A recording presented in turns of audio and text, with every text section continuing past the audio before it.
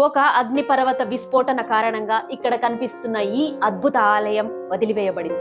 ఇండోనేషియాలోని Java ద్వీపంలో ఉన్న 1200 సంవత్సరాల పురాతన ప్రంబనన్ ఆలయం.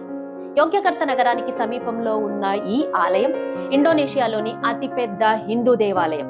అంతేకాదు, కంబోడియాలోని అంగోర్ వాట్ ఆలయం తర్వాత ప్రపంచంలోని 2వ అతిపెద్ద హిందూ దేవాలయం. ఈ ఆలయం త్రిమూర్తులైన బ్రహ్మ, విష్ణు, శివునికి అంకితం చేయబడింది. ఇది 8-9 శతాబ్దాలలో సంజయ్ రాజవంశ పాలనలో నిర్మింపబడింది. ఈ ఆలయ సముదాయంలో 240 చిన్న ఆలయ నిర్మాణాలు ఉన్నాయి. అయితే 10వ శతాబ్దంలో ఆలయానికి దగ్గరలో ఉన్న మొరాపి అగ్నిపర్వతం విస్ఫోటనం కారణంగా ఆలయం మరియు దాని చుట్టుపక్కల ప్రాంతాలు వదిలివేయబడ్డాయి. ఇంకా 16వ శతాబ్దంలో వచ్చిన భూకంపాల కారణంగా ఈ ఆలయం మరింత దెబ్బతింది. 18వ శతాబ్దంలో డచ్ వాళ్ళు ఈ ప్రాంతాన్ని తిరిగి కనుగొన్నారు. నేడు ఈ ఆలయం ప్రాచీన ప్రపంచంలో భారతీయ నాగరికత వ్యాప్తికి సాక్ష్యంగా నిలుస్తుంది.